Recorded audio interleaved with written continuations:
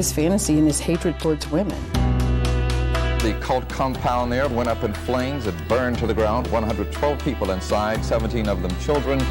Beth was stabbed approximately 114 times. A lot of rage, a lot of anger. The Borchis hid a shotgun and revolver under his trench coat when he entered the school that morning. I was scared for my life. It is just unspeakable evil. She is evil. That is the face of evil.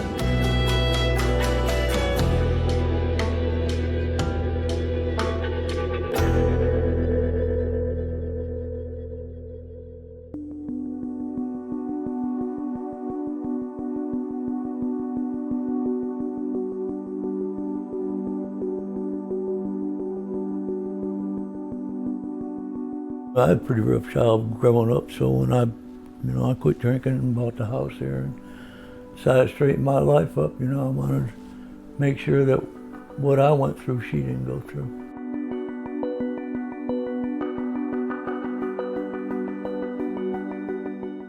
I built big swings out in the back. She said, "Daddy, come swing me." I went and swung her. Daddy, help me with my homework. I'd go lay on the floor and help her with homework. Go fishing, bowling. Give her a life that I had, dysfunctional family I was brought up, and I said, that ain't gonna happen. I love my little girl. There's Miss Kynara.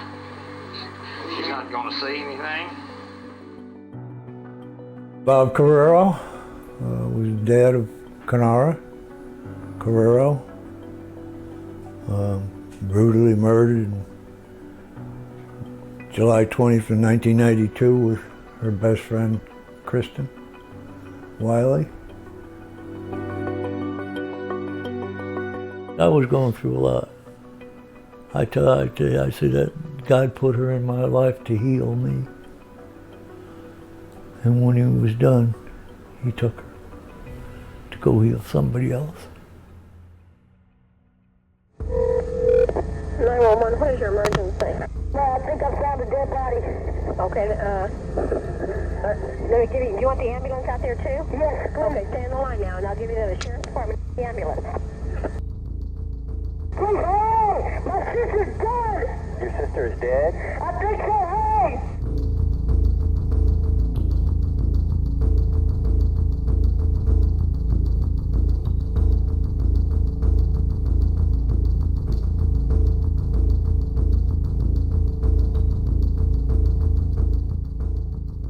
It's a dead body, but do you know the person? Yes, I'm not sure. It was my sister-in-law. My sister's friend.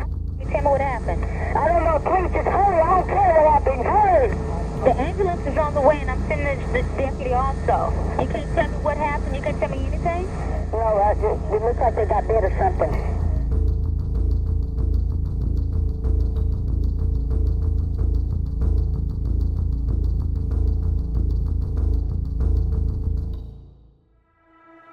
I was at work. I worked for a company, trucking company at the time. And I got a call. I was out making deliveries, and I got a call from the terminal manager saying that something's happened to your daughter and they need to get you out there right away.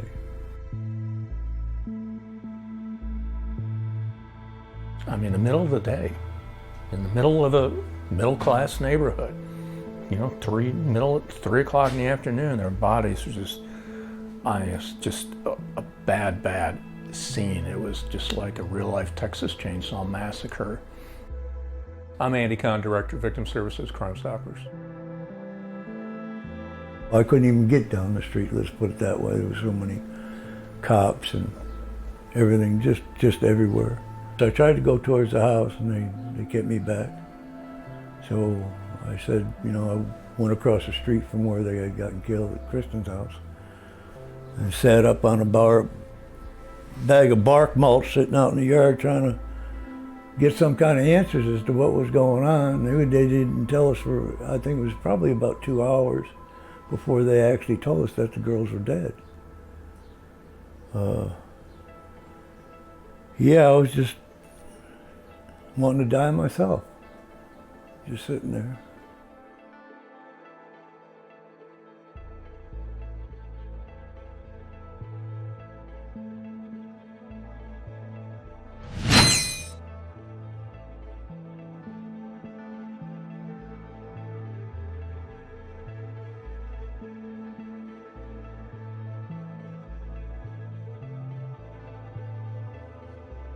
He gave him a story of there was a black man and a Spanish man playing hide and seek in the yard, and that he sent the police on a wild goose chase, chasing them that, something didn't even exist. And so they spent like 3 days out there chasing the ghost and just ignoring the fact that he had blood on the fence and so forth, and just really didn't much look at him for the first few days.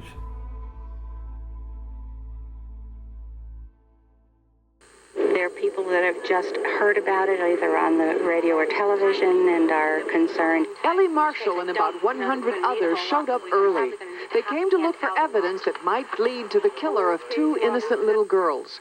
7-year-old Kynara Carreiro and 10-year-old Kristin Wiley were both found in Kristin's home, stabbed to death. Both had been sexually molested.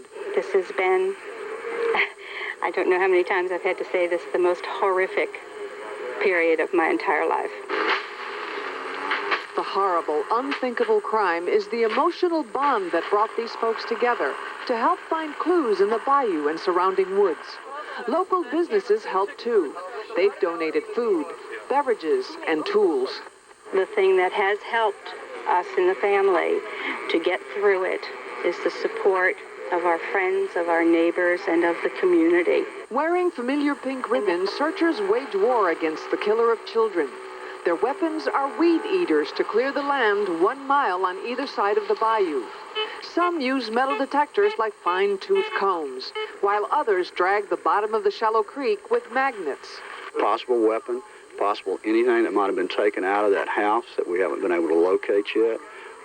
Anything. If the searchers find anything that's even remotely suspicious, they're not to touch it or handle it in any way. Just place a marker near it. Nothing is overlooked. Even a rusty nail will be closely examined. Take everything. Robert Carreiro spearheaded this task force. He wears his beloved daughter's rings close to his heart to bolster his resolve to find the killer. A determination that seems to need no reminder. When this guy sees that we're out here, he's going to realize that we're going to get him. I personally am not going to stop until he's caught.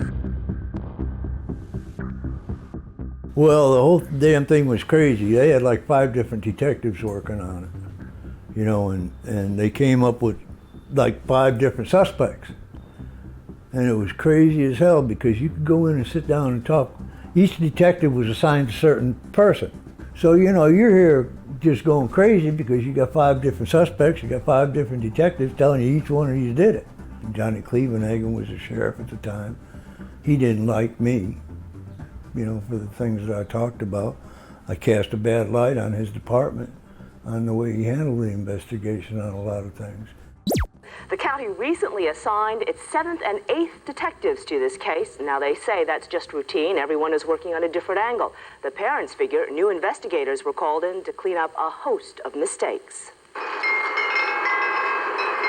Last July 20th, Kynara and Kristin were sexually assaulted, then stabbed repeatedly. Kristin's brother found the girls' bodies sprawled over his bed. That night, a neighbor described a man he claimed fled the murder scene. A composite sketch was even circulated, but he later confessed such a man never existed.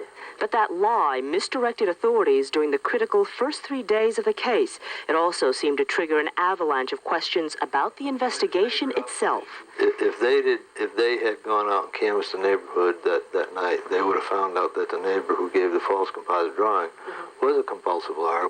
The girls' parents charged detectives missed questioning several key families on the street. They also believe the crime scene was not properly secured. It did not include that next-door neighbor's yard, which had the blood leading over to the neighbor's yard. The article of clothing that was supposed to have been sent off for DNA testing and sat in the evidence room for 4 months.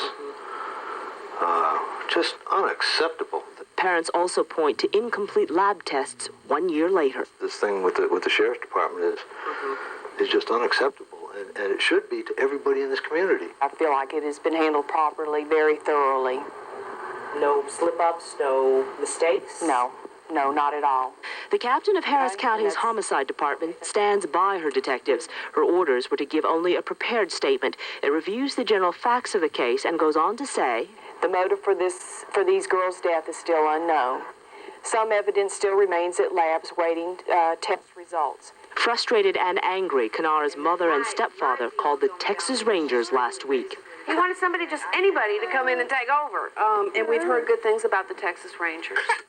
Kristin's parents would support such a move. They, too, believe mistakes were made, but blame them on understaffing.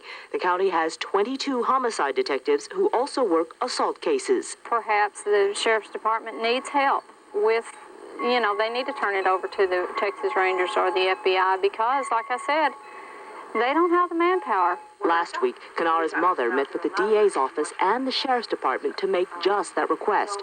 During that meeting, she learned A lot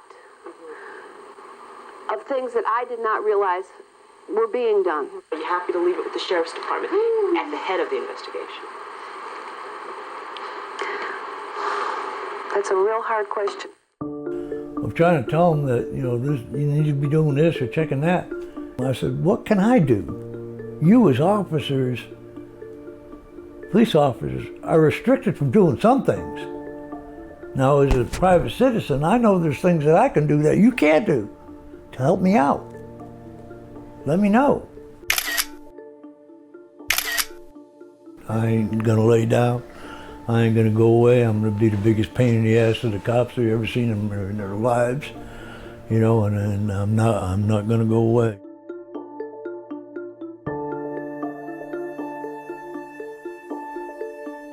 Every time something starts to die down, come up with something new to get it back in the news again so that whoever killed them knows you're never going away. I'm never gonna let it go away. You're gonna have to kill me. I ain't never going away. I'm never gonna let this be a cold case, ever.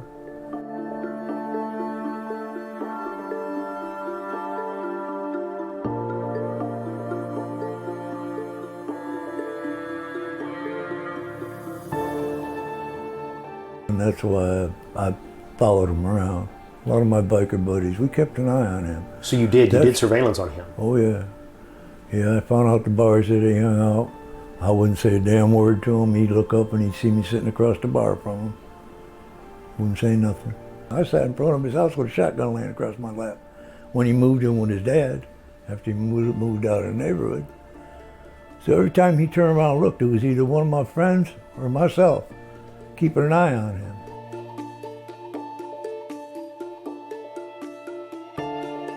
He started trying to date women.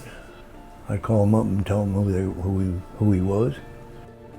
So everything he did, I was detriment to him.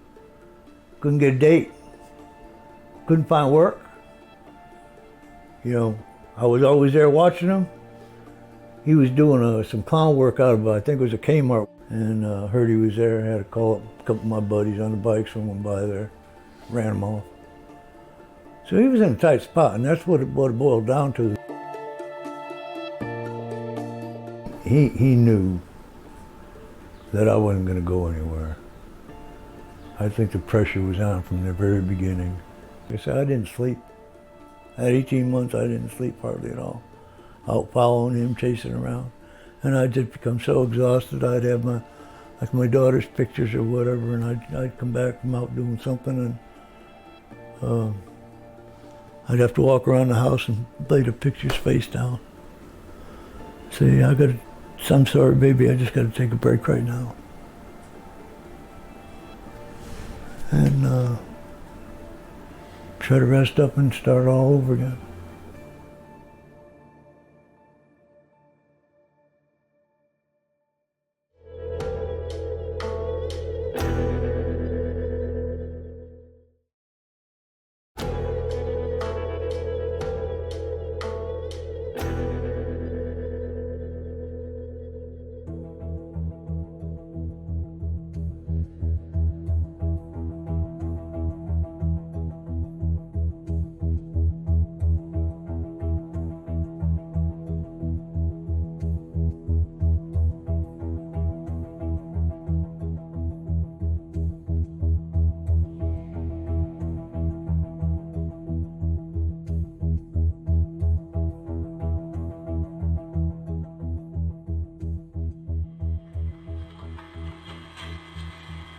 I'll tell you what, yesterday I found out something we didn't talk about. I'm not even supposed to be crying. They say they have some kind of evidence. They're saying you were in the house when this happened. They said they got proof that it wasn't the day before, it wasn't the day after, it wasn't 2 weeks before that. I think I've gotten to know you pretty well. You care about your kids, you care about your wife.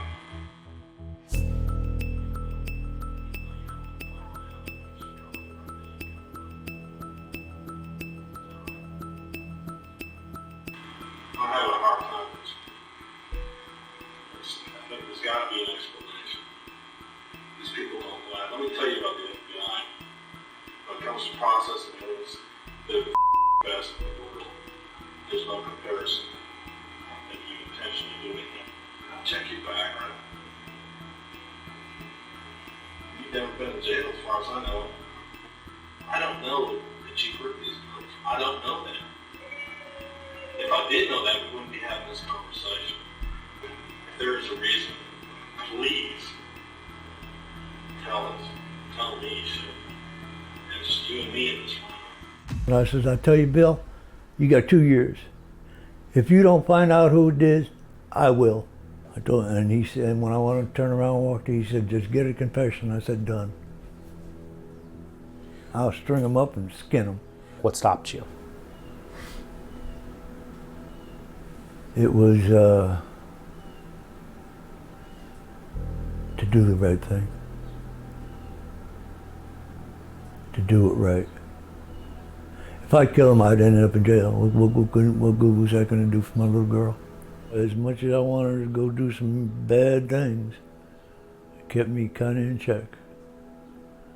You know? If, you know, it was always a chance. Always a chance. It might not have been him, because they had the other suspects.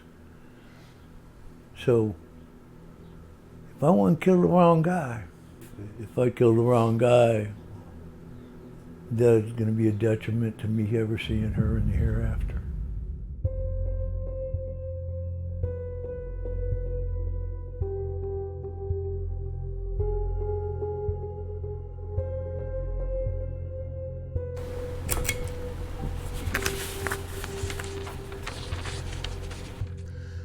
My full name is Rex Warren Mays. I'm a white male, 34 years of age, having been born on January 21st, 1960.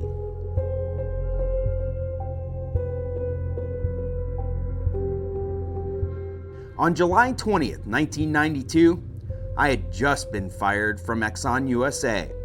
Being upset from losing my job, I stopped the car a couple houses down and west of my house on Fair Force. I sat there thinking about what I was going to tell my wife. I walked up the Wiley's driveway to the front door. I heard real loud music, so I walked in and I called out Kristin's name. I'm not sure if they saw me, but they turned and ran towards the back of the house. I shouted out, "Why don't you turn the music down?" I went down the hall to tell them to turn the music down. Kynara said, "No, we're not going to turn it down. Just get out of the house." Here, I had just gotten fired, and some kids telling me no. I walked into the kitchen, and this is when I lost it. It was like something came over me. I remember grabbing a sharp object. I think it was a knife. There was a block of wood with knives in it.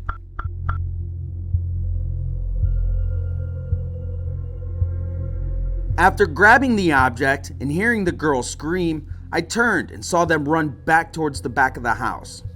I followed them into the bedroom and just started stabbing Kristin. Kynara started to run out of the bedroom, and when she got to the door, I stepped in front of her and I started stabbing her backside. I continued to stab her in her face to take her eyes out so she couldn't identify me. It seemed like I was reacting to what I'd been taught in the Marine Corps. After I was through with Kynara, I turned my attention to Kristin. I don't remember exactly how many times I stabbed her in the face, but it was several.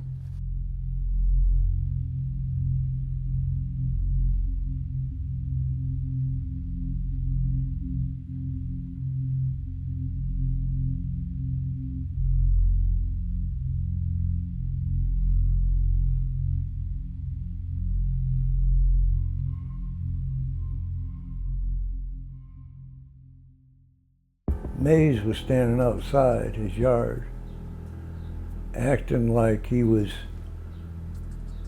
going to help us.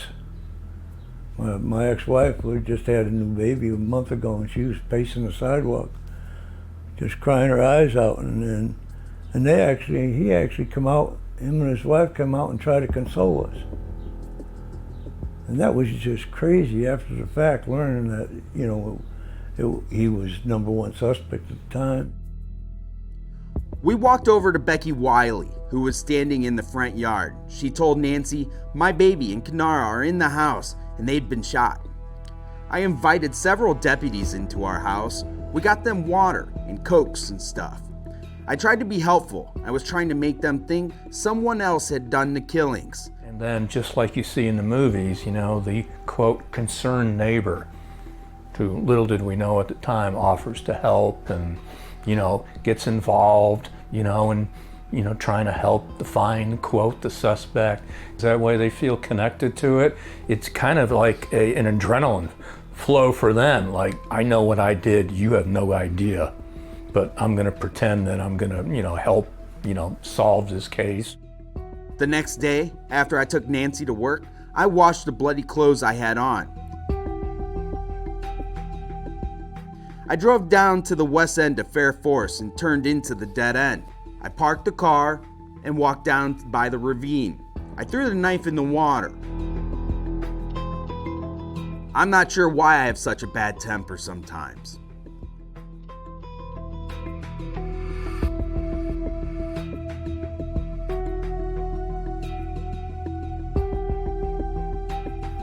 So you think it was you, though, constantly hounding him?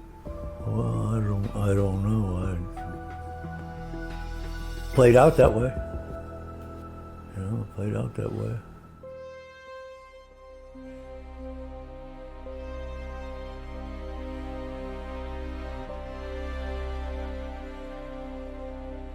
I'd do anything to have my daughter back.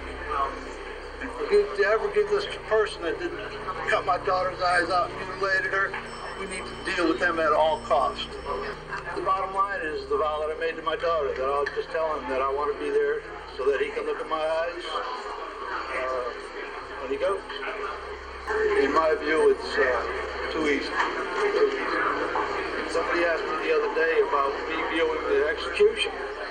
And, you know, does that add to the brutality of the situation? Well, I don't believe so. I think what he did to those little girls was brutal. But him getting a needle stuck in his arm and going to sleep is nowhere near the same. There's no comparison.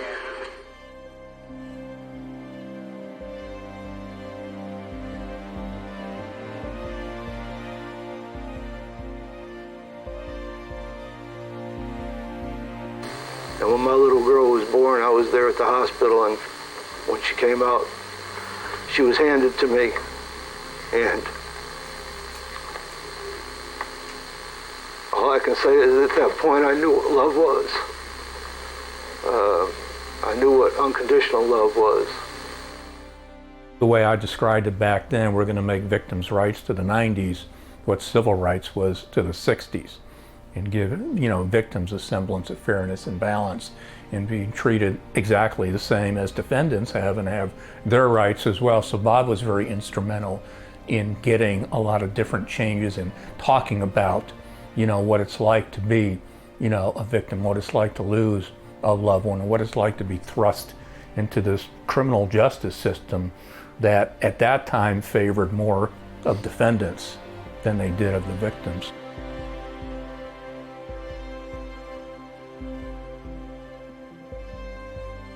I still have this in my office, and I kept it to this day, just because the article on Bob, it was just an amazing story of a man that was just, by no choice of his own, thrust into this system. And he took a negative and turned it into a positive. At that time, we found out victims' families were not allowed to witness the execution, which again, I thought was real strange. There was actually a policy, and it actually stated victims and family members are not allowed to attend the execution. And we just said, you know what, we're going to change that. And I contacted the chairman of the Texas Board of Criminal Justice at that time, Alan Polonsky. I ran it by him, and he said, you know what, I'm going to put this on the agenda at our next board meeting. You guys come down. And we went down, Corpus Christi testified, and they unanimously voted to change the policy.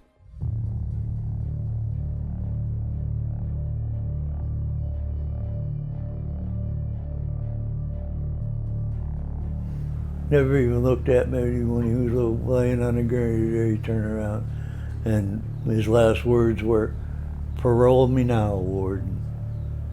And that was his last words. You know, it took about 3 minutes or whatever, and the doc went and checked him, and he was done. And then as the warden walked by him, he went, flipped the sheet over him, and that was it. It was like, yes, yes. Probably one of the most relief I've ever had in my life was watching him being executed. So I don't know, it's just, you know, life's different. Life's different. I've got a son, and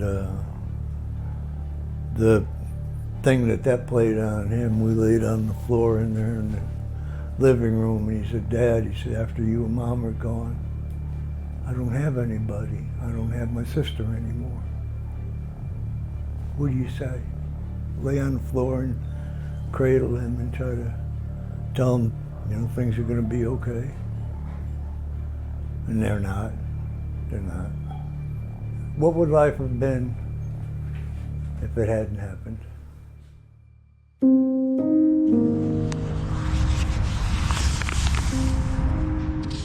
There was 800 people that attended the funeral, and there was so many flowers here. They were stacked this deep. For a big area, there was like 2 trailer truck loads of flowers. You know, these 2 girls were inseparable from the time they met in the middle of the street. And when I'd go to pick up Kynara from my ex-wife's house, I wouldn't get to my house 5 minutes. My daughter'd be on the phone talking to Kristin, and she'd come out, "Daddy, can we go get Kristin?" And I'd have to turn around, drive right back over and get Kristin so they can come play Barbies at the house.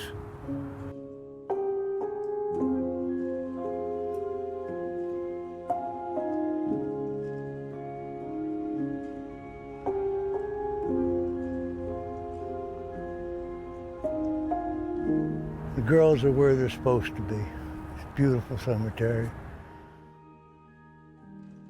I don't come out as often as I used to, but it's very peaceful out here, very peaceful.